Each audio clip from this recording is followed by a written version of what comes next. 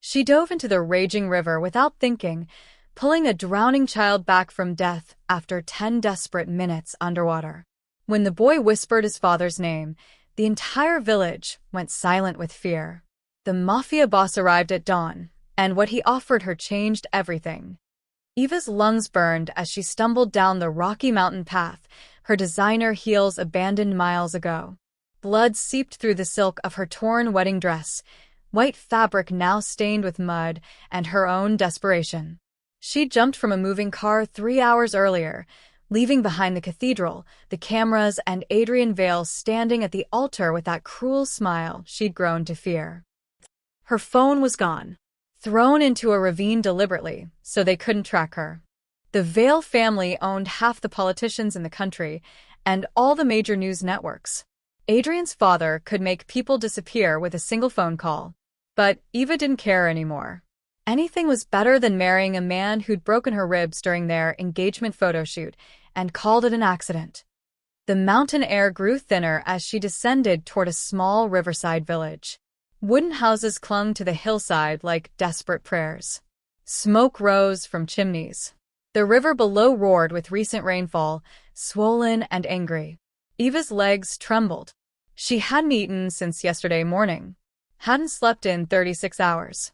But she kept moving because stopping meant being found. Then she heard the screaming. Help! Someone help him! Eva's head snapped toward the sound. A crowd had gathered near the riverbank, maybe 20 people, all pointing at the churning water. A small figure thrashed in the current, already 50 feet from shore and moving fast. A child, maybe 7 or 8 years old. His tiny arms flailed as the river dragged him toward the rapids downstream. The villagers shouted, but nobody moved. The water was too violent. The rocks too sharp. It was suicide to go in. Eva didn't think. Her body moved on instinct, years of competitive swimming overriding exhaustion and fear. She sprinted toward the river, ignoring the pain shooting through her bare feet. Someone grabbed her arm, an old woman, but Eva tore free and dove. The cold knocked the air from her lungs. The current seized her immediately, spinning her like a rag doll. Eva fought against it, her eyes stinging as she searched for the child. There, a flash of red fabric. She kicked hard, her muscles screaming. The boy went under. Eva dove deeper, the murky water turning everything brown and terrifying. Her fingers closed around something solid. An arm. She pulled the child against her chest and kicked toward the surface, but the current had other plans. It smashed them against a submerged boulder. Eva's shoulder exploded with pain. She almost let go. Almost. But the boy's face was blue, his eyes rolled back, and she wouldn't, let him die. She spotted an outcropping of rocks ahead, partially breaking the current. If she could just reach it. Eva angled her body, using the flow instead of fighting it. Her hand caught the rock. Her fingers nearly slipped. She pulled them both up onto the narrow ledge, gasping and choking. The boy wasn't breathing. No. Eva tilted his head back, checked his airway. Water poured from his mouth. She positioned her hands on his small chest and started compressions. 30 pumps. 2 breaths. 30 more. Her ribs ached where Adrian had fractured them. She didn't care. Come on, baby. Come on. 1 minute passed. 2. The villagers had gathered on the far bank, watching in horror. Nobody knew how to help. Nobody could reach them without being swept away themselves. 3 minutes. 4. Eva's arms trembled, but she didn't stop. She'd read somewhere that drowning victims could be revived up to 10 minutes after their heart stopped if the water was cold enough. The boy's lips were purple, his skin like ice. 5 minutes. 6. Tears mixed with river water on Eva's face. She pressed harder, breathed deeper into his small lungs. Please, she whispered. Please don't leave. Your mama needs you. Please. 7 minutes. 8. Her vision blurred from exhaustion, from blood loss, from the certainty that she was failing, that another innocent person would suffer because of her choices. 9 minutes.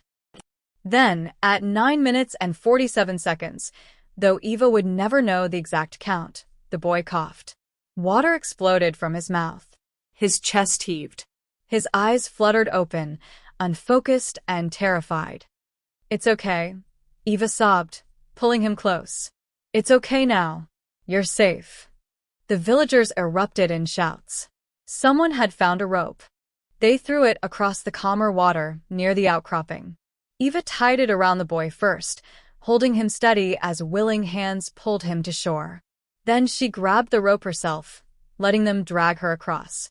Her body was done. She collapsed on the muddy bank, shaking violently. Hands covered her with blankets. Someone pressed hot tea to her lips. The voices swirled together, meaningless noise. Eva just stared at the boy, watching his chest rise and fall, rise and fall. Alive. He was alive. "What's your name, child?" an elderly man asked gently, kneeling beside the boy. The child's voice came out as barely a whisper, but in the sudden silence, everyone heard it clearly. Luca. Luca Valente. The crowd went deathly still. Eva saw the color drain from faces around her.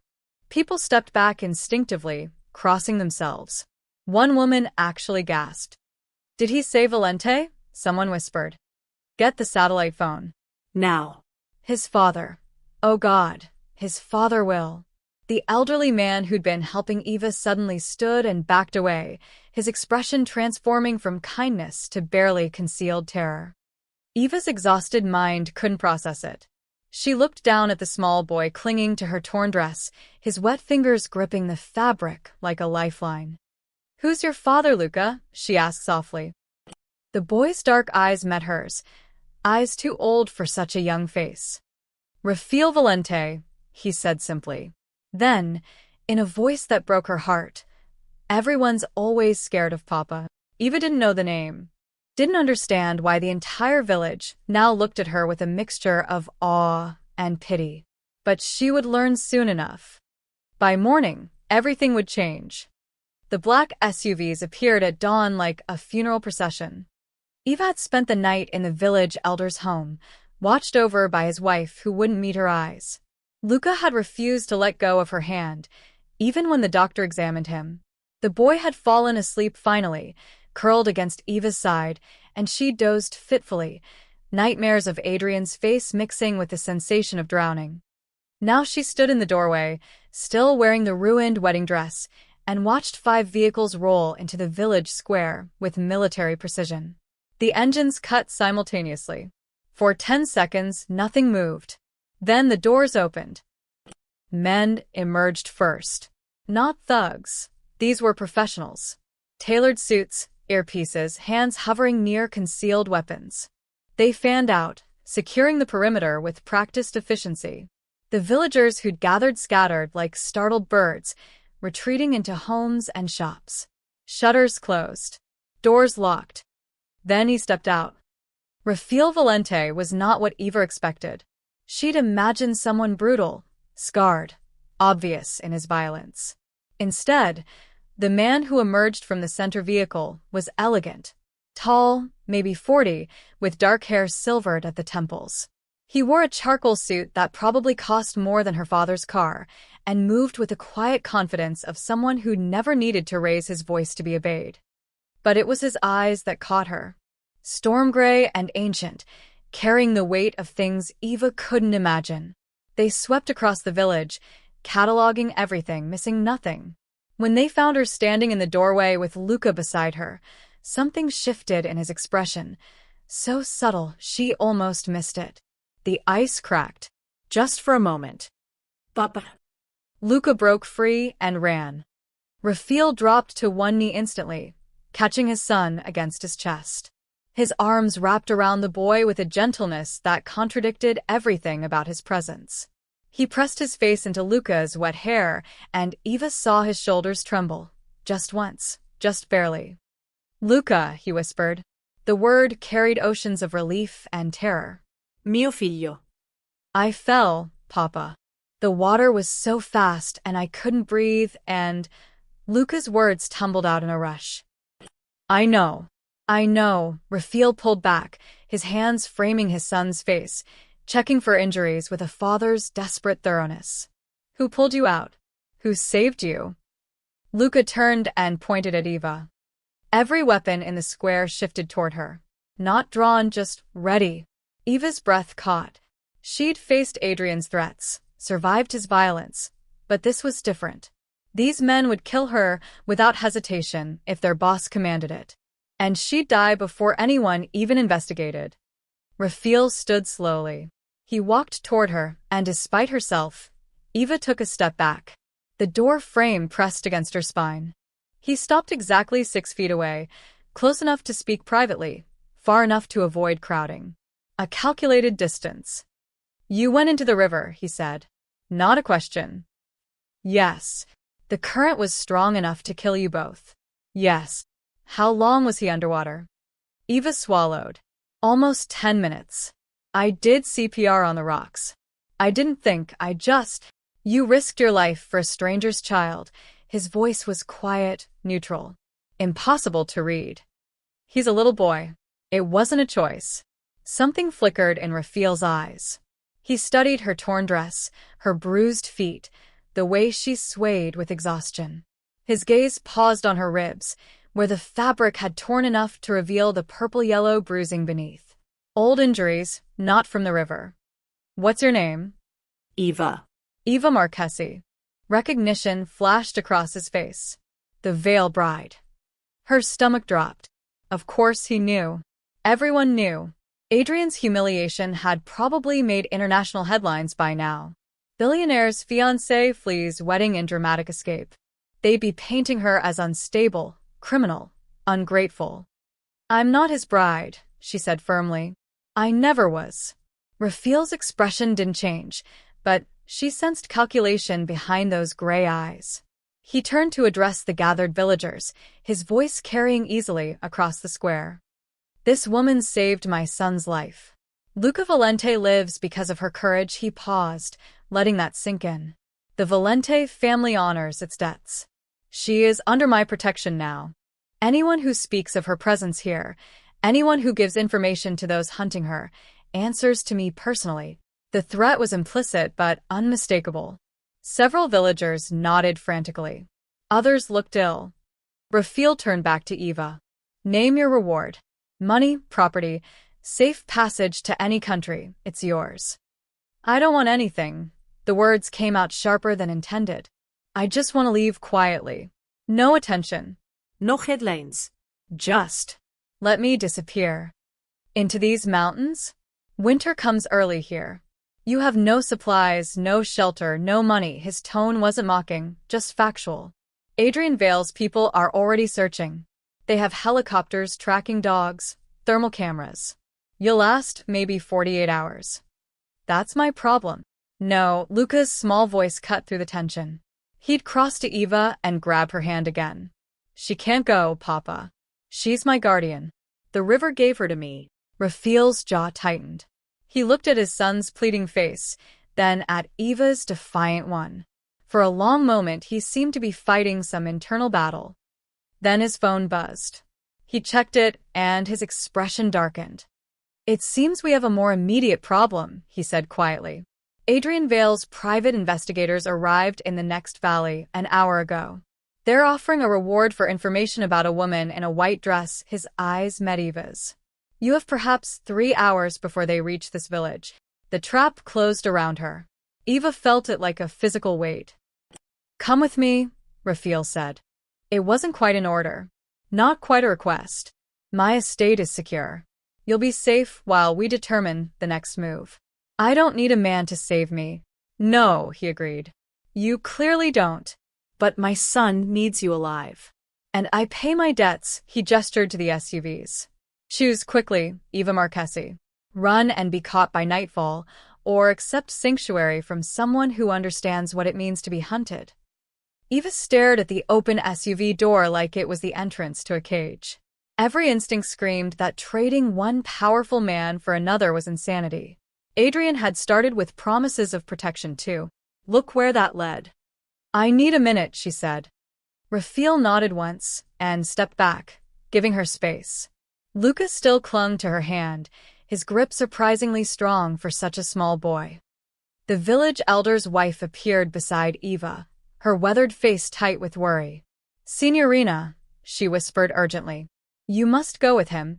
I can't just." "Listen to me." The woman's fingers dug into Eva's arm. "Adrian Vale's men. They were here before. 2 months ago, looking for someone who stole from his father. They burned 3 houses. Beat my nephew so badly he still cannot walk." Her voice dropped even lower. "They do not care about laws or witnesses. If they take you from this village, no one can help you. No one will even try." Eva's blood ran cold. Then I'll leave now. "Head deeper into the mountains before. Child, you are half dead already. You think you can outrun helicopters and trained hunters?" The woman's eyes glistened. "Rafael Valente is many things. Dangerous, yes. But he keeps his word. If he says you are under protection, you are safer with him than anywhere else in this country." A commotion at the village entrance cut off Eva's response. A young man ran into the square, breathless and terrified. "They're coming." 2 cars on the mountain road, maybe 20 minutes away. Rafael's men moved instantly, hands going to weapons. Rafael himself remained perfectly still, but Eva saw the calculation in his eyes. He was running scenarios, measuring risks, planning. "Papa, please," Luca's voice trembled. "Don't let them take her." Something in Eva's chest cracked. The boy had nearly died yesterday, and now he was terrified again. Not for himself, but for her. She looked at his small face, still pale from the drowning, and felt her resolve crumble. "If I come with you," she said to Rafael, "I'm not a prisoner. I can leave when I want." "Agreed. And I don't want your money or your charity. If I stay, I work. I earn my place." A ghost of something, respect, maybe, crossed his features. "Acceptable. And if Adrian's people come for me, you let me face them. This is my fight, not yours." "No," the word was flat, absolute. "You are under Valente protection now.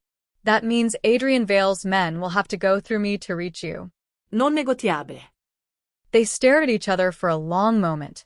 Eva wanted to argue, to maintain her independence, but the sound of engines in the distance made the decision for her. She could be stubborn, or she could be smart. Not both. "Fine," she said through gritted teeth. Rafael gestured to the SUV. "Marco will sit beside you.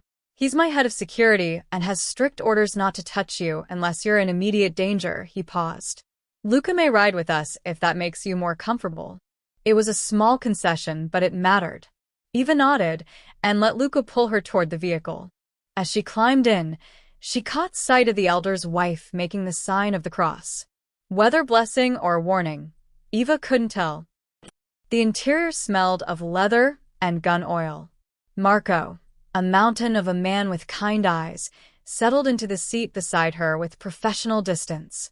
Luca squeezed between them, refusing to let go of Eva's hand. Rafael took the front passenger seat. "Move," he said quietly into his phone. The convoy rolled out with the same precision it had arrived. Eva watched through tinted windows as the village disappeared behind them. They took a narrow road that climbed higher into the mountains, away from the main route. Smart. Adrian's people would search the obvious paths first.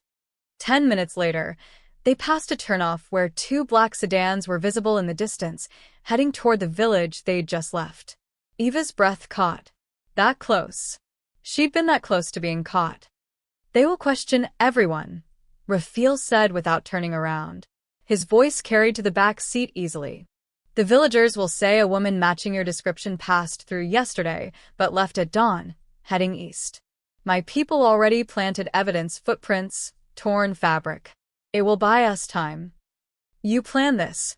Eva's voice was sharper than intended. "You knew they were coming before you even offered sanctuary." "I knew the moment I identified you as the Vale bride that Adrian would hunt you." He glanced back, his gray eyes meeting hers in the rearview mirror. "I also knew that anyone brave enough to dive into that river has something worth protecting. Call it instinct." The SUV climbed higher. The landscape shifted from village terraces to wild forest. Pine trees pressed close to the narrow road. Eva's exhaustion was catching up with her, the adrenaline draining away, leaving only bone-deep weariness. "How far to your estate?" she asked. 40 minutes. She closed her eyes, just for a moment. Luca's weight was warm against her side. The vehicle's motion was almost soothing. Despite everything, the danger, the uncertainty, the terrifying gamble she'd just made, Eva felt something she hadn't experienced in months. Not safety, exactly, But the possibility of it. When she opened her eyes again, they were passing through massive iron gates. The estate spread before them like something from another world, not the cold fortress she'd expected, but a sprawling villa built into the mountainside, with warm lights glowing against the morning sky. "Welcome," Raphael said quietly, "to the last place Adrian Vale will think to look." Eva hoped he was right. Because she had nowhere else to run. The villa defied every expectation Eva had built during the drive. Instead of the cold concrete fortress she'd imagined, Raphael's estate sprawled across the hillside like a living thing, stone and timber that seemed to grow from the mountain itself. Terrace gardens cascaded down the slope, still green despite the approaching autumn. Warm lights glowed from dozens of windows. The air smelled of pine and wood smoke and something baking. It looked like a home, not a stronghold. "This way," Raphael said, leading them through carved wooden doors that opened into a massive entrance hall. Exposed beams crossed the vaulted ceiling. Artwork covered the walls, not the pretentious modern pieces Adrian's father collected, but real paintings. Landscapes, portraits, scenes of mountain life rendered in loving detail. A woman in her 60s hurried toward them, her face creasing with relief. Luca. Dio mio, when we heard. She pulled the boy into a fierce hug, rapid Italian pouring from her lips. "I'm okay, Nonna Rosa," Luca said, his voice muffled against her shoulder. "Eva saved me. She breathed life back into me." Rosa released Luca and turned to Eva. Her eyes, sharp and assessing, traveled over the ruined wedding dress, the bruises, the bare feet. Then, unexpectedly, she took Eva's face between her hands and kissed both cheeks. "Benedetta," she whispered. "Blessed child. You brought our boy home." Eva's throat tightened. She couldn't remember the last time someone had touched her with such genuine warmth. "I just did what anyone." No, Rosa's grip was firm. Not anyone.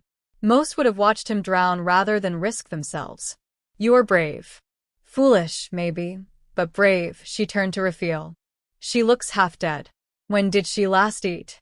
"Yesterday morning, I think," Eva admitted. Rosa's expression shifted to pure Italian grandmother outrage. "Yesterday? Raphael, shame on you, bringing her here without feeding her first." She grabbed Eva's hand. Come. "Bath first, then food, then sleep. Everything else can wait." "Rosa runs the house," Raphael said, and there was something almost like amusement in his voice. "Arguing with her is pointless. I've tried for 20 years. Rosa led Eva up a wide staircase, still muttering about men and their priorities. Luca followed, refusing to be separated. They entered a bedroom that made Eva's chest ache. It was beautiful in its simplicity. Large windows overlooked the valley. A fireplace crackled with fresh logs. The bed looked like a cloud. "The bathroom is through there," Rosa said. "I'll bring clothes and have food sent up. Luca, give the poor girl some privacy." "But what if she disappears?" Luca's voice cracked with genuine fear. Eva knelt down, ignoring her screaming muscles. Hey. "I'm not going anywhere tonight, I promise. I'm too tired to even think about disappearing." "You promise?" "I promise. Now go eat something, and let your Nonna Rosa fuss over you too." Luca hesitated, then nodded. Rosa guided him out, but not before giving Eva one more assessing look. "Lock the door if it makes you feel safer. No one will bother you here."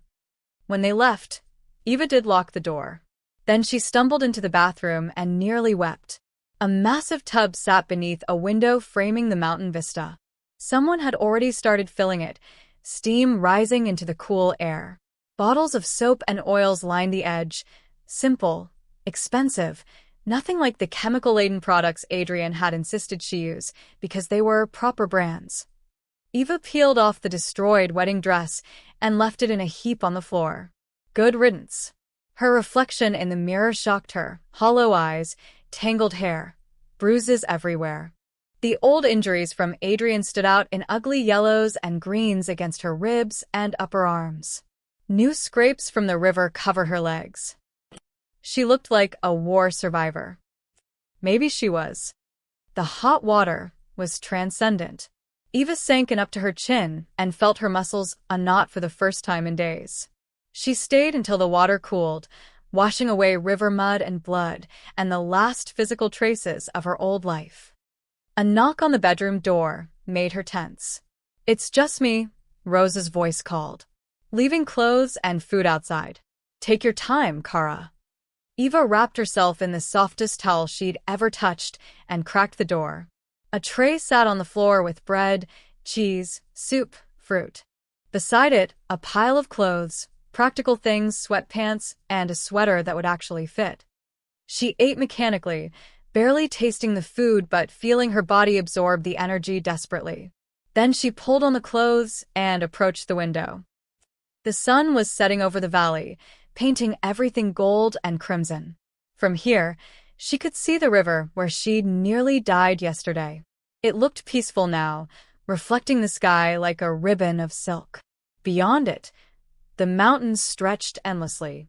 Somewhere out there, Adrian was hunting her. His investigators were questioning villagers, tracking false leads, growing more frustrated and dangerous with each dead end. But here, in this impossible sanctuary, Eva felt the first stirring of something she'd thought Adrian had beaten out of her completely. Hope. A soft knock interrupted her thoughts. Not Rosa this time. The knock was different, heavier. "Eva?" Rafiel's voice. "May I speak with you?" She unlocked the door and opened it. He stood in the hallway, still wearing the suit but with his jacket removed. He looked tired. Human. "Luca's asking for you," he said. "He won't sleep unless he knows you're really staying." Eva should have been annoyed. Should have resented being needed by this child she barely knew. Instead, she found herself nodding. "Take me to him." Rafiel's expression softened almost imperceptibly. "Thank you." As they walked through the villa's warm corridors, Eva realized something that should have terrified her. This place didn't feel like a prison. It felt like coming home. 3 days of peace shattered with a phone call. Eva had just finished teaching Luca to fold origami cranes in the villa's sunlit library when Marco burst through the door, tablet in hand. Rafiel looked up from his desk where he'd been working through paperwork, his expression shifting from calm to lethal in an instant. "Sir, you need to see this." Rafiel took the tablet. Eva watched his jaw tighten, a muscle jumping beneath the skin. He set it down carefully, too carefully, and looked at her with something she couldn't quite read. Pity? Anger. "What is it?" she asked. He turned the screen toward her. The headline screamed across every major news site: "Kidnapped. Veil bride taken by notorious Mafia boss." Eva's stomach dropped. The article showed photos of her, official engagement pictures where Adrian had positioned her like a doll. Beside them, a grainy shot of Rafiel from some surveillance footage, looking every inch the dangerous criminal. The story painted a narrative so twisted it would have been laughable if it wasn't so effective. Eva Marchesi, beloved fiancée of business mogul Adrian Veil, was abducted from a mountain village by Rafael Valente, known associate of organized crime families. Sources say Miss Marchesi was suffering from pre-wedding anxiety and had taken a brief retreat when Valente's men seized her. Adrian Veil has pleaded publicly for her safe return, offering a substantial reward for information. "Beloved fiancé," Eva read aloud, her voice hollow. Pre-wedding anxiety, she scrolled down. Worse, there were quotes from her own parents, expressing their concern and hope for her recovery. They'd sold her out. Of course they had. Adrian's money was more important than the truth. "Keep reading," Rafiel said quietly. The article continued with statements from anonymous sources describing Rafael as violent, unpredictable, and dangerous to women. They dug up every rumor, every whisper about the Valente family. Some of it was probably even true. The comment sections overflowed with outrage, demanding police action, calling for Rafael's arrest. "He's a genius," Eva whispered. Adrian's turned himself into the victim. The heartbroken fiancé fighting to save his love from a monster. She looked up at Rafael. "Everyone will believe him. His family owns the media outlets. They control the narrative." "Not everyone believes it," Marco said, pulling up another screen. "The smaller sites, independent journalists, some are asking questions. Why did the bride run? Why was she alone in the mountains in a wedding dress? But they're being drowned out." Rafael stood and walked to the window, hands clasped behind his back. "Adrian's brilliant strategy serves multiple purposes. He regains public sympathy, destroys my reputation further, and creates legal justification for escalating his search." He turned back.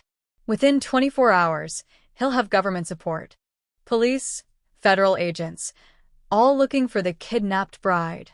"I can fix this," Eva stood, her mind racing. "I'll record a video. Tell everyone the truth, that I ran because he's abusive, that you gave me sanctuary. Once people know, they won't believe you." Rafael's tone was gentle but firm. "Adrian's already established you are mentally unstable. Anything you say will be dismissed as Stockholm Syndrome or coercion. You'll notice the articles carefully mention your pre-wedding anxiety, laying groundwork to discredit you." He was right. Eva wanted to scream. Adrian had trapped her perfectly. Run, and she was crazy. Stay, and she was kidnapped. Either way, he controlled the story. "There's more," Marco said reluctantly. He pulled up a press conference video. Adrian stood at a podium, devastated and dignified in a black suit. Dark circles shadowed his eyes. Makeup, probably, but effective. "I just want Eva home safely," Adrian said, his voice breaking at exactly the right moment. "Whatever she thinks I've done, whatever misunderstanding caused her to run, we can work through it. But not while she's in danger." He paused, wiping his eyes. "Mr. Valente, if you're watching this, I'm begging you. Let her go. Name your price. I'll pay anything. Just please don't hurt her." Eva's hands clenched into fists. He's loving this. The attention, the sympathy. He never wanted a wife, he wanted a possession. And I embarrassed him by running. "He's also escalating his legal position," Rafael observed. "Watch the end." Adrian's expression hardened, the grief replaced by something colder. "But if Eva is harmed in any way, I will use every resource at my disposal to ensure justice. My family has already offered a $5 million reward for credible information. We've hired the best private investigators in Europe, and we're working with international authorities to bring her home." The press conference ended. The room fell silent except for Luca's quiet origami folding. The boy was pretending not to listen, but his hands shook slightly. $5 million, Marco muttered. "That's enough to make anyone talk." "The villagers?" Eva's blood ran cold. "Already handled," Rafael assured her. "They fear the Valente name more than they love Adrian's money. But it only takes one person. A passing traveler, a distant relative, someone desperate enough." Eva sank back into her chair. "I've brought a war to your doorstep." "No," Rafael's voice was sharp. "Adrian Vale brought this war. You simply refused to be his victim." He moved closer, his gray eyes intense. "I've dealt with men like him before. Billionaires who think money makes them untouchable. They're used to buying solutions, controlling narratives. But they're not used to people who fight back." "You're going to fight him?" Eva couldn't hide her surprise. "I already am." A cold smile touched Rafael's lips. "Adrian Vale made a mistake. He declared war on my family when he called me a kidnapper. When he implied I would harm a woman under my protection," the smile disappeared. "That I cannot allow to stand." "Papa." Luca's small voice cut through the tension. "Is Eva going to leave?" Rafael knelt beside his son. "That's her choice, always. But I hope she'll stay." Eva looked at Luca's worried face, at Rosa hovering anxiously in the doorway, at Marco's respectful distance, at Rafael's unexpected honor. Then she thought of Adrian's manufactured tears and his father's media empire. "I'm staying," she said firmly. "Not because I'm hiding. Because I'm done running."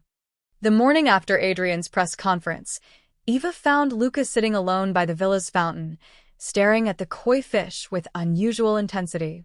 He'd been quiet at breakfast, pushing food around his plate while the adults discussed strategy and careful euphemisms. "Mind if I join you?" Eva asked. Luca shrugged, a gesture too world-weary for a 7-year-old. Eva sat beside him on the stone edge, letting the silence stretch. She'd learned over the past few days that Luca would talk when ready. Pushing only made him retreat further into himself.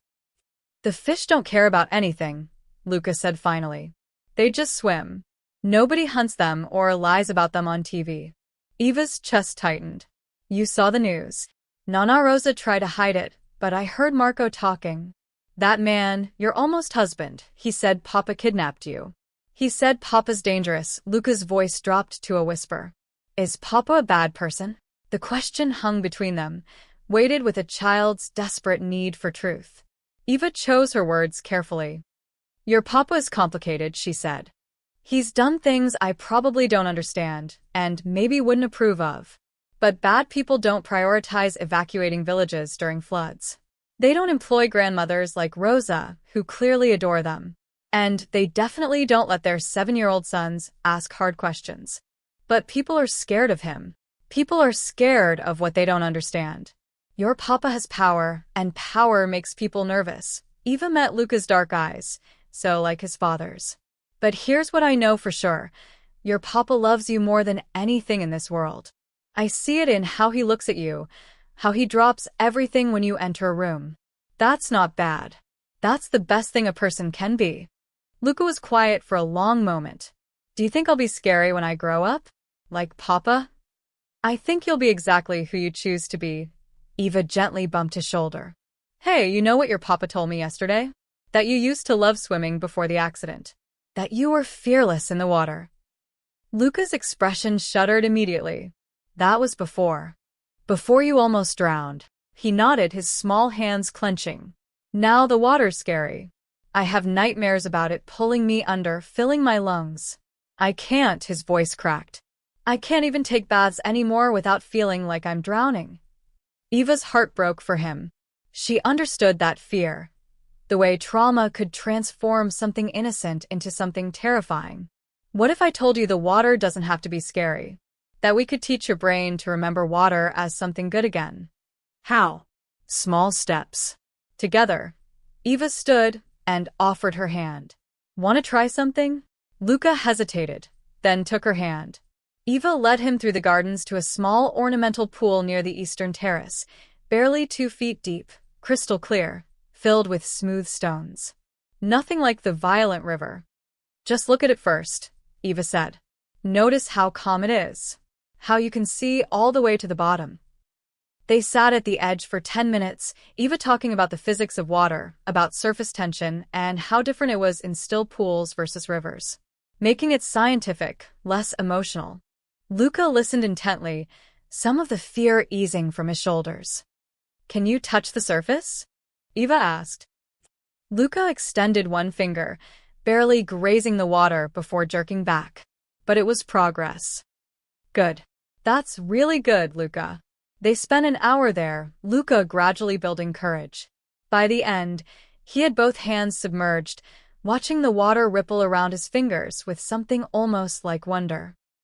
"Tomorrow we'll do this again," Eva said. "And maybe the day after. You'll be ready to wade in.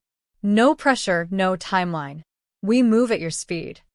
"Will you be here tomorrow?" The vulnerability in his question was crushing. "I'll be here. Promise." Eva thought about Adrian's escalating threats, about the $5 million bounty on her head, about the impossibility of promising anything in her current situation. But looking at Luca's hopeful face, she couldn't bring herself to hedge. "I promise." They fell into a routine over the next week. Every morning after breakfast, Eva and Luca would go to the small pool. Progress was slow but steady. By day 3, Luca waded in up to his knees. By day 5, he was sitting in the shallow water, laughing as Eva taught him to make whirlpools with his hands. Rafael watched from a distance. Eva caught glimpses of him at the terrace balcony or through garden archways. He never interrupted, but his presence was constant. Protective. One afternoon, after Luca had successfully floated on his back for 30 seconds, a massive achievement, he ran dripping wet to where Rafael stood. Papa, did you see? I floated. Eva says next week we can try the deeper pool. Rafael lifted his son easily, ignoring the water soaking his expensive shirt. I saw. You were very brave. Eva makes the water not scary anymore. Luca's smile was incandescent. She's magic, Papa. The river sent her to save me, and now she's fixing the scared parts. Over Luca's wet head, Rafael's eyes met Eva's. Something passed between them, gratitude, yes, but also something more complex. Recognition, maybe. The understanding between two people who'd both been broken by their circumstances and were trying desperately not to break others. Thank you, he mouthed silently. Eva nodded, her throat tight. That evening, as she helped Luca dry off, the boy said something that would echo in her mind for days. You know what, Eva? I used to think guardians were like bodyguards, people Papa pays to keep me safe. But you're different. You're my guardian like in the old stories.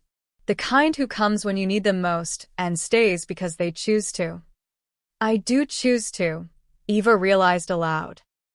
And somewhere between the words and the wonder in Luca's eyes, she understood that she wasn't just healing him. He was healing her too. The nightmare came on the 9th night. Eva woke gasping, her wedding dress phantom tight around her ribs, Adrian's voice echoing in her ears. You embarrass me again, and I'll make sure no one ever believes you about anything. She sat up, disoriented, and it took several seconds to remember where she was. Not Adrian's penthouse. Not her parents' house. Safe. She was safe. But her hands were shaking, and she couldn't stop them.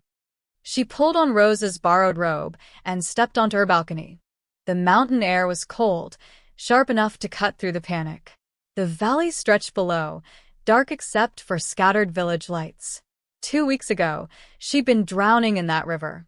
2 weeks ago, she'd still believed escape was impossible. Can't sleep? Eva spoon. Rafael stood in the shadows near the terrace stairs, a glass of amber liquid in his hand.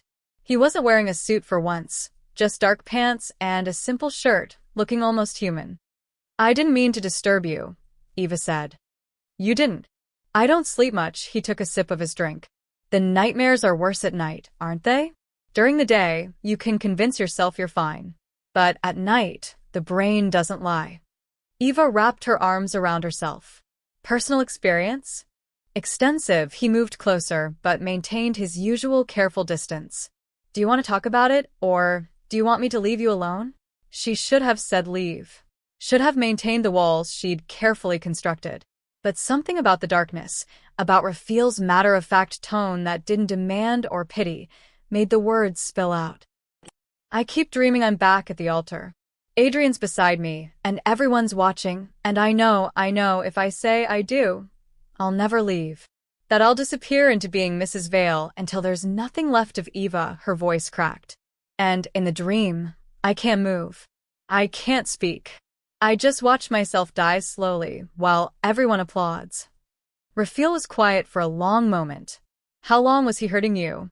6 months. Since the engagement was announced, the admission felt like glass in her throat. It started small, controlling what I wore, who I talked to. He said it was because he loved me, wanted to protect me. Then he started. She couldn't finish. You don't have to say it. Yes, I do. Eva turned to face him fully. Because if I don't say it out loud, part of me will keep believing his version. That I was dramatic. That I overreacted. That the bruises were accidents. They weren't accidents. No, the word was stronger now. The first time he broke my ribs, it was because I smiled at a waiter. He slammed me against a wall and said I was disrespecting him, making him look weak. Then he cried and apologized and bought me a diamond bracelet worth more than most people's cars. Eva laughed bitterly. My parents saw the bracelet and told me I was lucky. That Adrian was passionate, that successful men needed strong women who understood them. Rafiel's knuckles had gone white around his glass. Your parents knew? They chose not to know. There's a difference. Eva's vision blurred with angry tears. The wedding was a merger. My father's failing company for Adrian's family connections. I was just the contract terms. That's why you ran. I ran because the night before the wedding, Adrian told me he'd already planned our honeymoon. 2 weeks in his family's private island. No staff, no phones, no witnesses. Her voice dropped to a whisper. He said it would give us time to establish our understanding. I saw something in his eyes, Rafiel. Something that made me realize if I got on that plane, I wouldn't come back the same person. If I came back at all. The silence stretched. Then Rafiel spoke, his voice carrying an edge she hadn't heard before. Men like Adrian Vale are cowards. They choose victims they think are trapped, powerless. They use money and influence as weapons because they have nothing else. He finally looked at her directly. You survived him. That makes you dangerous to him in ways he doesn't understand yet. I don't feel dangerous. I feel broken. Broken things can still cut. Rafiel moved to the balcony railing, staring out at the valley. You want to know why I really brought you here? It wasn't just about Luca or paying a debt. Then why? Because I recognized something in your eyes when you stood in that village, the same thing I see in my own mirror. Someone who'd been backed into a corner and decided they'd rather fight than surrender, even if fighting meant dying. He paused. I respect that. It's rare. Eva felt something shift in her chest. Everyone says you're a criminal, a killer. I am no hesitation, no justification. I've done terrible things to protect my family, my territory, my son. I don't apologize for them, because apologies are useless. But I have rules. I don't hurt women. I don't traffic in human misery. And I don't let men like Adrian Vale operate with impunity when they cross into my world. Is that what I am? A territory dispute? No, Rafiel turned to face her. You're something I didn't expect. A complication that's becoming, he trailed off, seeming to search for words. Important. To Luca, certainly. But not just to Luca. The admission hung between them, charged with implications neither seemed ready to examine. I don't need another man to define me, Eva said, but her voice was softer now. Good. I don't want to define you. I want to see who you become when you're finally free to choose. He set down his glass. But first, we have to ensure Adrian Vale never touches you again. And that requires you to stop seeing yourself as a victim. I'm not. You are. Still. Partially, his tone was gentle but firm. Victims wait for rescue. Survivors make plans. Which are you going to be? Eva felt anger flare, then fade as she recognized the truth in his words. She'd been reacting, hiding, surviving day by day. But she hadn't thought beyond that. Hadn't imagined a future where she was truly free. Teach me, she said suddenly. Teach you what? How to fight back. Not with fists, with strategy. You said Adrian made a mistake by making this public. Show me how to use that against him. Rafiel studied her for a long moment, and Eva saw something like approval in his eyes. Tomorrow morning. My office. Bring coffee. It's going to be a long lesson. He headed for the stairs, then paused. Eva? What you survived. That took more strength than Adrian Vale will possess in his entire lifetime. Don't ever doubt that. He disappeared into the shadows, leaving Eva alone with the mountain wind and, for the first time in months, the beginning of genuine hope. She wasn't just going to survive. She was going to win. The war room, as Marco called it, occupied the villa's fortified basement. Eva descended the stone stairs the next morning, coffee in hand, and found herself in a space that reminded her exactly who Rafiel Valente was. Security monitors covered one wall, displaying feeds from throughout the property and beyond. Maps marked with colored pins. communications equipment that looked military-grade. This wasn't a home office, it was a command center. Rafael stood at the main table, studying satellite imagery. He looked up when she entered, gesturing to a chair. "First lesson," he said without preamble. "Adrian Vale thinks he's hunting a frightened girl. That's his weakness. We let him keep thinking that while we gather leverage." "What kind of leverage?" Marco entered behind her, carrying a thick folder. "The kind that makes billionaires nervous. We've been digging into Adrian's business dealings. Turns out the Vale family's fortune isn't as clean as their PR suggests." He spread documents across the table. Financial records, emails, photographs. Eva leaned forward, her strategic mind, the one Adrian had tried to suppress, engaging fully for the first time in months.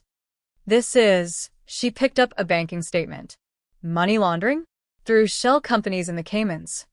Among other things, Rafael's finger traced a connection diagram. Adrian's father has been systematically defrauding investors for years. The media empire? Built on stolen pension funds. Their charitable foundation? A tax shelter that funnels money to offshore accounts. "How did you get all this?" Rafael smiled thinly. "Eva, I'm a criminal. But I'm a criminal with excellent hackers and decades of connections in very dark places. Adrian's family thinks they're untouchable because they operate in the legitimate world. They forget that the underworld sees everything." Eva's mind raced through possibilities. "If we leak this..." "We can't." "Not yet," Marco interjected. "The Valles have too much legal protection. They'd bury the story, discredit the sources, drag it through courts for years. We need something more immediate, more personal." A phone buzzed. Rafael checked it, and his expression darkened. "We have a more pressing problem." He pulled up security footage on the main screen. Two men in tactical gear, sneaking through the forest half a mile from the estate's perimeter. Professional. Well-equipped. They moved like military contractors. "Adrian's mercenaries," Marco said grimly. "Third team this week. They're probing our defenses, looking for weak points." Eva's blood ran cold. "He sent soldiers?" "Private military contractors," Rafael corrected. "Expensive, deniable. If they're caught, Adrian will claim he hired them only for rescue and welfare checks, but their orders are clear. Retrieve you by any means necessary." On screen, Rafael's security team intercepted the mercenaries. There was a brief, silent confrontation. The mercenaries retreated, but their body language was clear. They'd be back with more men. "How long can you hold them off?" Eva asked. "Indefinitely on my own property." Rafael zoomed out, showing the estate's defensive positions. "But Adrian's escalating. He's spent over $2 million in the past week alone on investigations, mercenaries, and bribes. A man that invested doesn't quit." "He's obsessed," Eva whispered. "This isn't about love or even business anymore. It's about winning, about not being humiliated." Which makes him predictable. Rafael pulled up another document, psychological profiles. "Predictable men make mistakes. We just have to wait for the right 1 inch." A commotion upstairs interrupted them. Raised voices, urgent tones. Rosa appeared at the top of the stairs, her face ashen. "Rafael, quickly. The television." They rushed upstairs. The main room's TV showed a press conference. Adrian again, but this time flanked by Eva's parents. Her mother dabbed tears with a handkerchief, while her father stood rigid with manufactured anguish. "We're begging you, Mr. Valente," her father said, his voice breaking perfectly on cue. "Our daughter has a medical condition, severe anxiety and depression. She needs her medication. Without it, she could harm herself." Eva's hands clenched. "That's a lie. I've never." "We have medical records," Adrian added smoothly, producing documents. "Prescriptions for anti-anxiety medication, therapy sessions for delusional episodes." Eva wasn't just having pre-wedding jitters. She was having a mental health crisis. His expression was pure sympathy, masterfully crafted. "We're not angry at Mr. Valente. We believe he genuinely thinks he's protecting her. But Eva needs professional help, not hiding in the mountains." "Brilliant," Rafael muttered. He's building an insanity defense. Now if you speak out, you're just the mentally ill woman who can't be trusted. Eva felt sick. The medical records were forgeries, they had to be. But they looked official. Adrian's father could buy any doctor's signature, any hospital's cooperation. There's more, her mother added, tears flowing freely now. Real or fake, Eva couldn't tell anymore. Our daughter was always fragile, emotional. She attempted to take her own life twice in high school. We thought Adrian's love and stability would help her heal, but her voice broke. We're so afraid we'll lose her. That's not true. Eva's shout surprised even herself. Those incidents never happened. They're fabricating everything. But Luca had appeared in the doorway, his small face white with confusion and fear. Eva? You tried to die? Before you saved me? The question was a knife to her heart. Eva knelt down, hands shaking. No, Luca. I promise you, those are lies. All lies. But doubt had already crept into his eyes. The same doubt she saw now in Rose's expression, in Marco's subtle shift of posture. Adrian had poisoned the well perfectly. Even people who cared about her would wonder now. Was she stable? Could she be trusted? The press conference concluded with Adrian's final blow. We're offering $10 million now. Not for information, for Eva's safe return, directly to medical professionals. We just want our daughter back. Her father's sob was perfectly timed. Please, baby. Come home. We forgive you. The screen went dark. The room fell silent except for the sound of Eva's ragged breathing. He's not just trying to discredit you, Rafael said quietly. He's trying to make you doubt yourself. Make everyone doubt you. It's working. Eva's voice was hollow. No. Rafael moved to stand in front of her, blocking her view of the TV. It's not working. I know men who lie, Eva. I am a man who lies when necessary. And I know the truth when I see it. His gray eyes were steady, certain. You are not mentally ill. You are not fragile. You are a survivor who made the bravest choice of her life. But everyone else. Let them doubt. His voice was steel. We know the truth. That's enough. Is it? Eva looked around the room. How long before the villagers turn me in for 10 million? Before your own people wonder if protecting me is worth the trouble? As if summoned by her words, Marco's phone rang. He stepped away, his expression growing grimmer with each passing second. When he hung up, he wouldn't meet Eva's eyes. What? Rafael demanded. The village elders want a meeting. Tonight, Marco's jaw was tight. They're saying Adrian's pressure is destroying them. Tourists are canceling. Businesses are being investigated. Federal agents are questioning everyone. And they want us to consider releasing Eva. For the good of the community. The words landed like stones. Eva saw it then, the slow, inevitable collapse. Adrian was weaponizing an entire region against her. How long before even Rafael decided she wasn't worth the cost? Tell them no, Rafael said flatly. Sir, if the villages turn hostile? Tell them no. Rafael's tone left no room for argument. Eva is under Valente protection. That doesn't change, because a coward with money throws a tantrum. But Eva saw the calculation behind his eyes. Saw him weighing loyalty against pragmatism, honor against survival. She was running out of time. And Adrian knew it. The storm hit 3 days later, arriving with a fury that reminded Eva why she both feared and respected the mountains. She woke to thunder that shook the villa's stone walls. Rain hammered against the windows like bullets. Through the pre-dawn darkness, she could hear the river, that same river where she'd nearly died, roaring with renewed violence. Eva pulled on clothes and found the villa already alive with activity. Staff rushed through hallways carrying supplies. Marco barked orders into his radio. And Rafael stood at the main window, watching the valley with an expression that made her stomach drop. How bad? She asked. Bad, he didn't turn. Same conditions as the day Luca fell. The upstream dam is at capacity. If it fails, or if they release water, the entire valley floods. They wouldn't. People live down there. People Adrian Vale doesn't care about. Raphael finally looked at her. I received a call an hour ago. Anonymous, but we traced it to one of Adrian's shell companies. The message was clear. Surrender you by noon, or they'll manipulate the dam release schedule. Blame it on the storm. Unavoidable tragedy. Eva felt the blood drain from her face. He'd kill hundreds of people to get to me. He'd kill thousands if it protected his ego. Raphael's voice was ice. Men like Adrian don't see collateral damage. They see leverage. Rosa appeared with Luca, the boy still in pajamas, clutching his stuffed bear.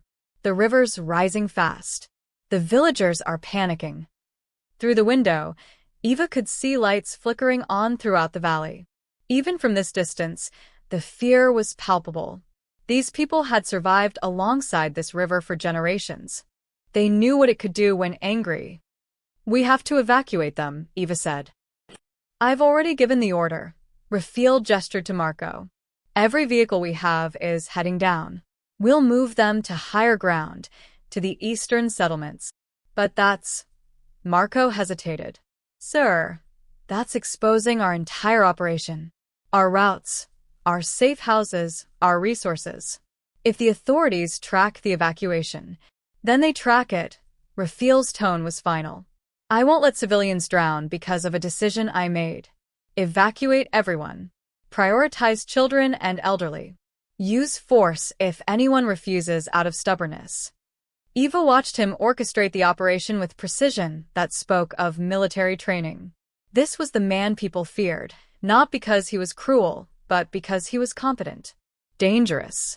A man who could make hard decisions without flinching. But he was also choosing to save people who'd been calling for her surrender just days ago. I should go, Eva said quietly. Turn myself into Adrian. End this before anyone dies. No, Luca's voice was small but fierce. He'd been so quiet she'd almost forgotten he was there. Eva, you can't. He'll hurt you. But if people die because of me... They won't, Raphael crossed to her in 3 strides. Adrian's bluff only works if we believe he's willing to commit mass murder. But he's not a killer, Eva. He's a coward playing with power he doesn't understand. The moment people actually die, he loses everything, his reputation, his family's influence, possibly his freedom. You're gambling with lives. I'm calling his bluff. Raphael's gray eyes held hers. And I'm betting that you're worth protecting, even if it costs me everything I've built here. The admission hung between them, heavy with meaning neither could fully address. Eva saw something in his expression that made her breath catch. Not possession like Adrian's obsessive need to own, but something fiercer. Cleaner. Respect. Maybe even. Thunder cracked overhead, cutting off the thought. Luca whimpered and pressed against Eva's side. She wrapped her arm around him automatically. Papa, what if the dam breaks? Luca's voice trembled. What if the water takes everyone like it almost took me? Raphael knelt before his son. Then we'll rebuild. But we won't sacrifice Eva to prevent it. Some prices are too high, Luca. Even for safety. Because she saved me? Because she's one of us now, Raphael stood. And we protect our own. The evacuation took 6 hours. Eva watched from the villa as convoys of vehicles, some civilian, some clearly military surplus, moved through the valley in organized waves. Raphael's people worked with remarkable efficiency, clearing village after village. Marco reported in regularly, 200 evacuated, then 500, then 800. The villagers who'd wanted her gone were now being saved by the man they feared, because of the woman they'd considered turning in. By noon, Adrian's deadline, the valley was nearly empty. The rain continued its assault. The river had swollen to twice its normal size, brown water churning with debris. But the people were safe. Eva's phone, a secure device Raphael had given her, buzzed. An unknown number. She answered.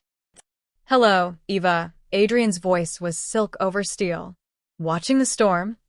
How did you get this number? I get everything eventually. You should know that by now. She could hear the smile in his voice. I noticed the villages are evacuating. Raphael's playing hero. How noble. How expensive. What do you want, Adrian? I want you to understand something. His tone shifted, darkening. I've been patient, reasonable, but my patience has limits. You've cost me public humiliation, millions in resources, and my reputation. Eventually, Eva, the cost of pursuing you will exceed my pride. And then I'll simply destroy everything you care about and move on. You're insane. No. I'm practical.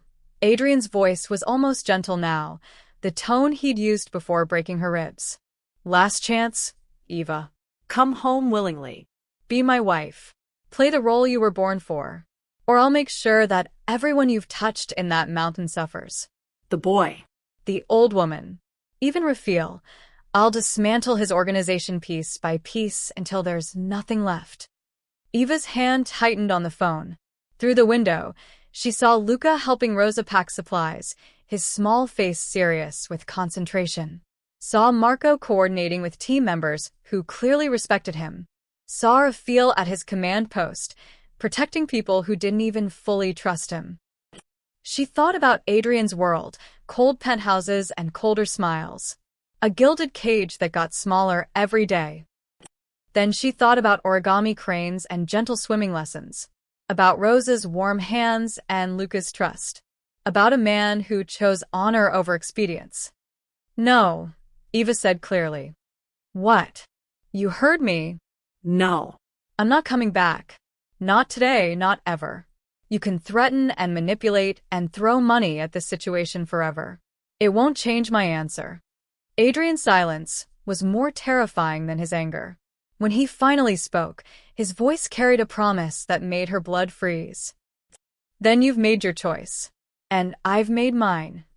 The line went dead. Outside, lightning split the sky. The river raged. And somewhere in the valley, Eva knew with absolute certainty, Adrian Vale was preparing his final move. The storm was just beginning. Adrian arrived with the dawn. The storm had broken during the night, leaving the valley steaming and raw. Eva stood on the villa's main terrace, exhausted from sleeplessness, when Marco's urgent voice crackled through the radio. Incoming. Main road.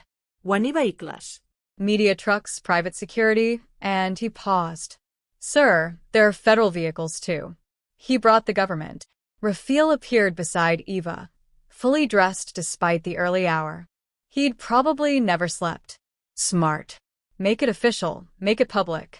Harder for me to simply turn him away. You could still send me inside. Hide me? No. Rafael's voice was granite. We end this now. One way or another. The convoy rolled up the mountain road like an invading army. Black SUVs mixed with news vans bearing logos of major networks, all owned by Adrian's family, Eva realized. Several government vehicles flew official flags. Adrian had brought witnesses, authority, and cameras. He was forcing a confrontation that couldn't be swept aside. The vehicle stopped at the estate's main gate. Doors opened.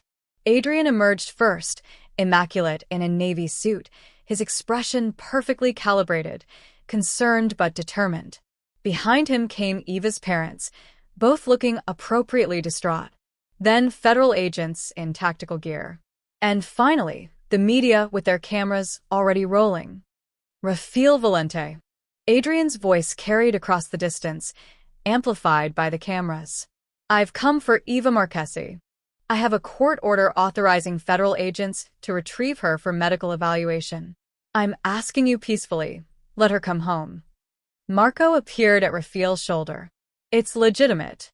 Federal health seizure order, signed by a judge this morning. If we resist, they can raid the compound. How?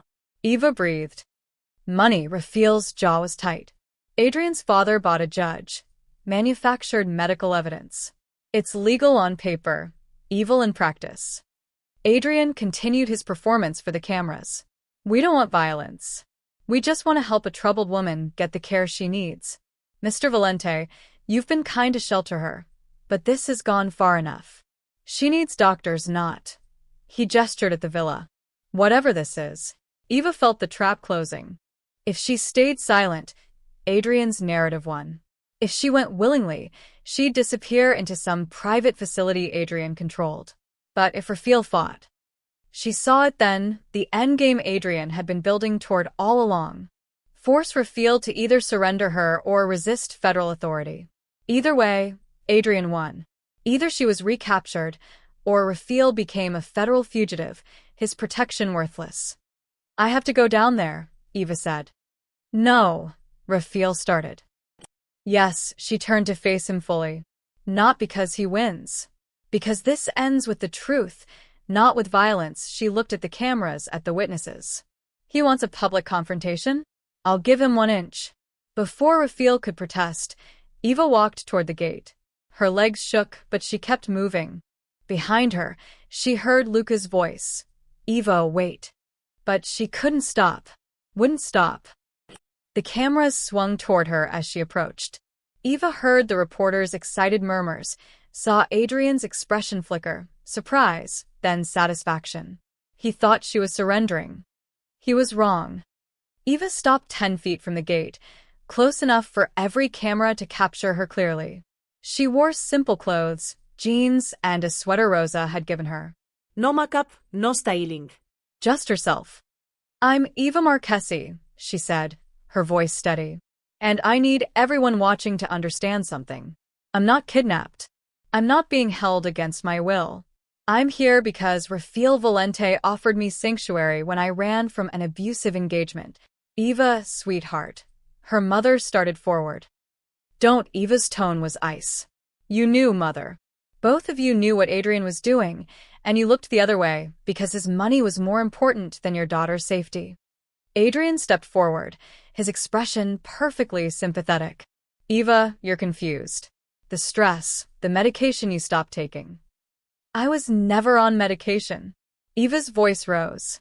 Those records are forgeries. I never attempted suicide. I never had delusional episodes. I had a fiancé who broke my ribs for smiling at a waiter, who threatened to kill anyone I spoke to, who told me the night before our wedding that he'd take me somewhere isolated where we could establish our understanding. She pulled up her sweater, exposing the faded bruises on her ribs and arms. The cameras zoomed in hungrily. These are 3 weeks old. Some are older. All from Adrian Vale. She lowered her shirt. I didn't run because I'm crazy. I ran because I was terrified. And the only person who offered me genuine safety, no conditions, no control, just protection, was the man you're all calling a criminal. Adrian's mask cracked. Just for a second, but Eva saw it, the fury beneath his polished exterior. She's been brainwashed. Stockholm Syndrome. Classic signs. I saved a drowning child. Eva's voice cut through his excuses. I performed CPR for nearly 10 minutes and brought Luca Valente back from death. What did you do, Adrian? You sent mercenaries to retrieve me like I'm property. You threatened to flood villages. You've spent millions hunting me instead of accepting that I said no. She turned to the cameras directly. Everyone watching needs to understand. This isn't a rescue. It's a recapture. Adrian Vale doesn't love me. He owns a narrative where he's the perfect groom and I'm the unstable bride. And he'll destroy anyone who contradicts that story. That's defamation. Adrian snarled, his composure finally breaking. You have no proof. We have proof. Rafael's voice was calm as he appeared beside Eva. He held up a tablet. Financial records showing the Vale family's money laundering operations. Emails from Adrian to associates discussing how to manage Eva's compliance. Medical records showing her emergency room visits that were explained as accidents. His gray eyes were merciless. And recordings from Adrian's own security system showing him assaulting Eva. We've had them analyzed. They're authentic. Adrian's face went white. Those are private. You can't. Can't what? Expose the truth. Rafael moved to stand beside Eva, a united front. You came here with cameras and witnesses. You wanted a public confrontation. Here it is. The federal agents looked uncertain now, glancing at each other. This wasn't the simple retrieval they'd been briefed for. Eva, one of the agents said carefully, are you being held here against your will? No. Has Mr. Valente or his associates harmed you? No. They've protected me. And you're willing to make an official statement about your allegations against Mr. Vale? Eva met Adrian's eyes. Saw the rage there, the disbelief that she'd actually stood up to him publicly. For so long, she'd been afraid of this moment. But standing here, with Raphael beside her and truth as her weapon, she felt something unexpected. Power. Yes, she said clearly. I'll testify to everything. Every bruise, every threat, every moment of terror. I want a full investigation into Adrian Vale and his family's business practices. I want the truth on record. Adrian took a step forward, forgetting the cameras. You bitch. After everything my family did for yours. You mean after everything you did to me? Eva didn't flinch. I'm done being afraid of you, Adrian. Do your worst. The crowd shifted. Eva saw it happen, the moment when doubt crept into expressions. When reporters started asking harder questions. When federal agents began looking at Adrian with suspicion instead of sympathy. Then Luca appeared, ducking under Marco's attempt to hold him back. The small boy ran straight to Eva and wrapped his arms around her waist. Don't let them take her, Papa, Luca said loudly enough for the cameras. Eva saved my life. She's good. She's not sick. The image was perfect, damning. A small child clinging to Eva while Adrian and his hired security loomed nearby. The narrative Adrian had worked so hard to construct crumbled in real time. One of the reporters from a smaller independent outlet called out, Mr. Vale, why did Eva have injuries consistent with abuse before she ever came here? Another, can you explain the financial irregularities Mr. Valente mentioned? Adrian's perfect facade shattered. This is ridiculous. I don't have to justify. These are lies from a known criminal. But the damage was done. His protestations sounded defensive, desperate. The federal agents were conferring quietly, clearly reassessing. Eva's parents had actually stepped back, distancing themselves. Adrian met Eva's eyes one final time. The look he gave her was pure hatred, a promise that this wasn't over, that he'd find another way, another angle. But for the first time since she'd met him, Eva wasn't afraid. She'd survived the river. She'd survived Adrian. And she'd survive whatever came next. Because she wasn't alone anymore. The aftermath unfolded like a slow-motion collapse. The federal agents, faced with Eva's testimony and Raphael's evidence, declined to execute the court order. They couldn't. Not with cameras rolling and a child clinging to the alleged victim. Adrian's carefully constructed legal framework disintegrated in hours.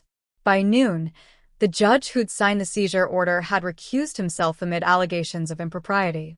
By evening, 3 major news outlets, not owned by the Vale family, were running investigative pieces on Adrian's business practices. Eva watched it happen from Raphael's office, exhausted but unable to look away. Marco kept updating them with each new development. Adrian's father just issued a statement, Marco reported, reading from his tablet.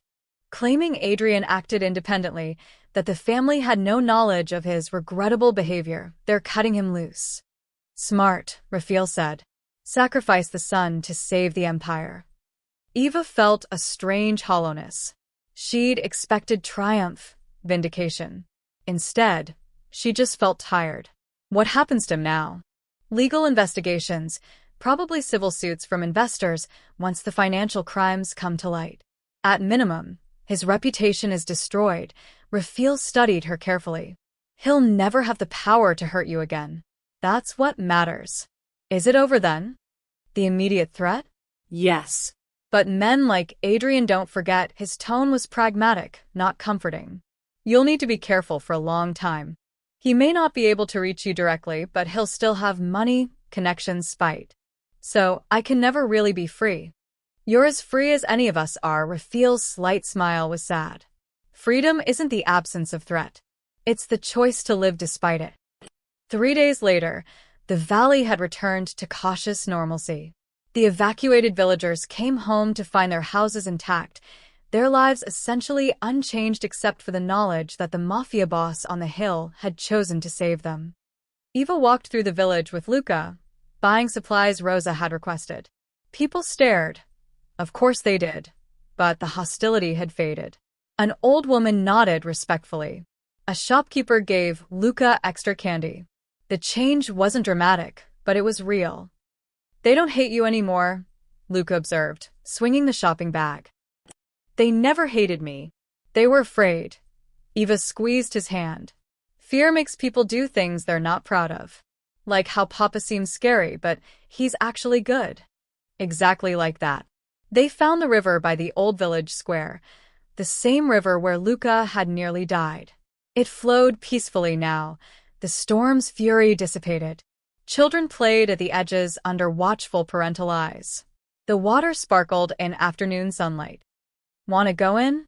Eva asked. Luca bit his lip. "It's the big river, not the practice pool." "I know, but I'll be right beside you. And look, it's gentle today." Almost like it's apologizing for being scary.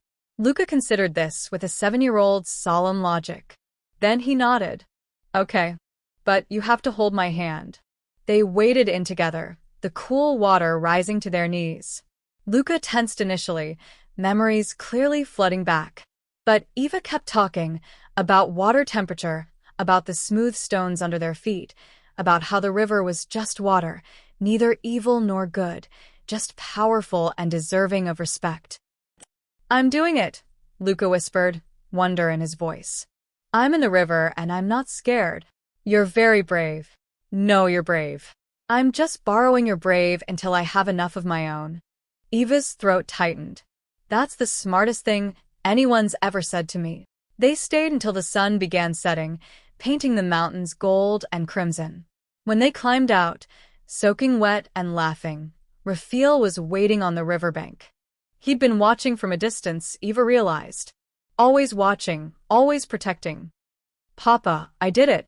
I went in the Real River." "I saw." Raphael lifted his dripping son easily. "I'm very proud of you." "Eva says the river isn't mean. It's just strong. And strong things can hurt you, but they can also save you." Raphael's eyes met Eva's over Luca's wet head. "That's very wise." They walked back to the villa together as twilight fell. Rosa had prepared dinner, a celebration, though of what exactly? No one specified. Maybe survival. Maybe the simple fact that they were all still here, still together. After dinner, after Luca had been tucked into bed with promises that Eva would be there in the morning, Raphael found her on the terrace. The same place they talked that night when she'd finally voiced her trauma. "The lawyers called," he said. "Your parents are trying to contest your independence, claiming you need psychiatric evaluation before making legal decisions." Eva's stomach dropped. Can they do that? They can try. But with Adrian's credibility destroyed and your testimony on record, they won't succeed, he paused. Still, it means staying in legal limbo for a while. Depositions, court appearances, media attention. I can handle it. I know you can. Raphael moved to stand beside her at the railing. But you don't have to do it alone. My lawyers are at your disposal. This villa is yours as long as you need it. And if you decide you want to disappear completely, new identity, new country, I can arrange that too. Eva turned to face him fully. Why? You've already done so much. Your debt to me is paid 1,000 times over. This isn't about debt anymore. His gray eyes were softer than she'd ever seen them. Luca loves you. Rosa loves you. You've become part of this household in ways I didn't expect. He hesitated, seeming to search for words. And I value your presence here. Not because of what you did, but because of who you are. The admission hung between them, weighted with possibilities neither seemed ready to examine fully. Eva felt something warm unfurl in her chest, not the desperate need she'd mistaken for love with Adrian, but something steadier. Tua. I want to stay, she said. Not forever, maybe, but for now. Is that okay? It's more than okay. Raphael's rare smile appeared. Though I should warn you, Luca's already planning your permanent adoption into the family. Rosa's teaching you how to make proper pasta. And Marco thinks you'd make an excellent strategist if you ever wanted to learn the family business. Eva laughed, a real, unguarded sound. The family business being? Officially? Import-export. Unofficially? He shrugged. Let's say we facilitate complicated transactions. So, crime. So, survival in a world that doesn't care much about the rules anyway. His expression grew serious. But you don't have to be part of that. You can simply be Eva. The woman who saved my son. The guardian of the river. The guardian of the river, Eva repeated. I like that. Below them, the valley sparkled with lights. The river wound through it like a silver thread, reflecting starlight. Somewhere out there, Adrian was nursing his wounds and planning revenge that would likely never materialize. Her parents were scrambling to salvage their reputation. But here, in this unexpected sanctuary, Eva felt something she hadn't experienced in years. Peace. Not the absence of problems, those still existed, would always exist. But the presence of choice. Of people who respected rather than owned her. Of a future she could shape with her own hands. Thank you, she said to Raphael, for seeing me when everyone else just saw a possession or a problem.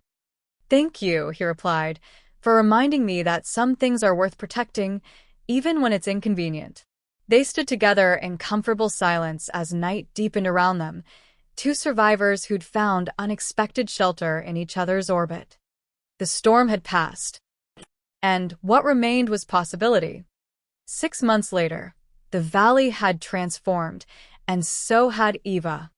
Spring arrived with wildflowers carpeting the hillsides and the river running clear and strong. Eva stood at the water's edge, watching a dozen children splash and play under her careful supervision. She'd started the classes informally, teaching Luca and a few curious village children basic water safety. But word had spread. Now, every Saturday, families brought their kids to learn from the River Guardian. That's what they called her now. Not the runaway bride. Not the veil girl. Just Eva, the River Guardian who'd pulled Luca Valente from death and stayed to teach an entire generation to respect the water without fearing it. Marco, watch the left side, Eva called. Sophia's getting too far from shore. Marco, the intimidating head of security, waded over with surprising gentleness to guide the 6-year-old back to shallower water.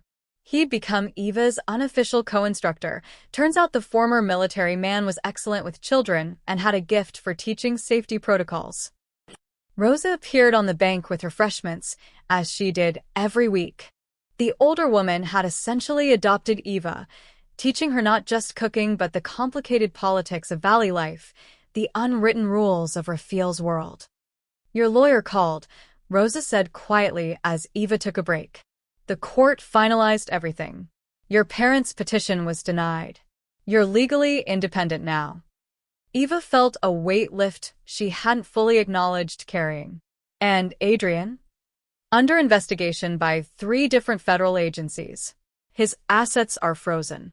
He won't trouble you again, Rosa patted her hand. It's truly over, Kara. But Eva knew better. Trauma didn't end with legal victories. Some nights she still woke gasping, feeling Adrian's hands around her throat. Some days she still flinched at sudden movements or loud voices. Healing wasn't linear, it was messy and complicated and ongoing. Eva, watch this. Luca called from the water. He took a breath and dove under, staying down for 10 seconds before surfacing with a triumphant grin. I did it. No fear. I saw. That was perfect. Eva's pride was genuine and fierce. Luca had come so far, from a terrified child who couldn't take baths to a confident swimmer who helped teach the younger kids.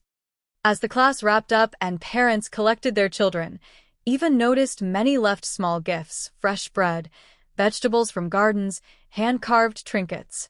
Payment she'd never requested, but they insisted on giving. She'd become woven into the community's fabric in ways that surprised her. You're good at this, a familiar voice said behind her. Eva turned to find Raphael watching from the shade of a willow tree. He came to watch sometimes, always at a distance, never interfering. In 6 months, their relationship had evolved into something neither could quite define, not romantic, not platonic, something uniquely their own. Good at what? Swimming lessons. Building something that matters, he moved closer. The villages used to fear the river. Lost children to it every few years. Since you started teaching, not a single drowning. You've saved more lives here than you realize. Eva felt heat rise to her cheeks. She wasn't used to genuine praise. I just didn't want what happened to Luca to happen to anyone else. That's what makes you remarkable. You turn your trauma into protection for others. Rafiel's expression was unreadable. I have something to show you. He led her up the hill, past the villa, to a clearing she'd never explored. There, overlooking the river valley, stood a half-finished structure, stone and timber, with large windows designed to frame the view. What is this? Your house. If you want it, Rafiel's voice was carefully neutral. You've been living in the villa's guest wing for 6 months. I thought, perhaps you'd want something that's truly yours. No obligations, no conditions. Just a home. Eva stared at the structure, emotion closing her throat. Rafiel, I can't. This is too much. It's not nearly enough. He turned to face her fully. Eva, you saved my son's life. You've brought light and purpose to this place. You've shown Luca and me what courage actually looks like. He paused, seeming to struggle with words. I won't pretend I don't want you to stay. Luca asks me daily if you're leaving. Rosa's already planning to give you her mother's recipes. And he trailed off. And you? Eva's heart hammered. I've spent 20 years building walls. Physical walls around this estate, emotional walls around myself and Luca. Protection at any cost. His gray eyes held hers. But you walked into our lives and I realized some walls keep danger out, but they also keep life out. You brought life back. I didn't do anything special. You chose to stay when you could have run. You chose to help when you could have hidden. You chose connection over safety. His voice softened. That's everything, Eva. She looked at the half-built house, at the valley below where children played safely in the river, at Luca splashing with Marco, at Rosa chatting with villagers who used to cross the street to avoid her. This impossible, complicated, beautiful life she'd stumbled into. I'm still broken in some ways, she said quietly. I still have nightmares. I still panic sometimes when men stand too close or speak too loudly. I'm not fixed. Neither am I. Rafiel's admission was stark. I've killed people, Eva. Made decisions that haunt me. I'm not offering you perfection or even safety. My world is dangerous. Always will be. But I'm offering you choice. Freedom to be exactly who you are, broken pieces and all. And if I stay, what does that make me? You're what? Whatever you want to be. He gestured to the house, to the valley, to everything. The river guardian. Luca's chosen family. Rosa's apprentice. He hesitated. My partner if you want. Not in the legal sense or the romantic sense unless you choose that someday. But someone who belongs here because she chooses to, not because she has nowhere else to go. Eva felt tears prick her eyes. For so long, belonging had meant submission. Love had meant control. Family had meant obligation. But this was different. I choose to stay, she said. Not forever, because I don't make promises I can't keep. But for now, for as long as it feels right, I choose this. I choose here. Rafiel's rare, genuine smile appeared. Then welcome home, River Guardian. The summer festival came in July, an annual celebration the valley had observed for generations. But this year felt different. The village square overflowed with music and food and laughter. Children Eva had taught performed synchronized swimming demonstrations in the calm river pools. Vendors sold crafts and Rosa's legendary pasta. And for the first time in valley history, Rafiel Valente attended publicly, walking through the crowd with Luca on his shoulders and Eva at his side. People stared. Of course they did. But the fear had transmuted into respect. The Mafia boss who'd evacuated villages to save lives. The guardian who taught their children to survive. The unlikely family that had formed from tragedy and choice. Eva. Luca tugged her hand. Come see. They made a statue. He dragged her to the square's center where, indeed, a small bronze sculpture had been installed. It depicted a woman diving into stylized waves, a child in her arms, rendered with simple beauty.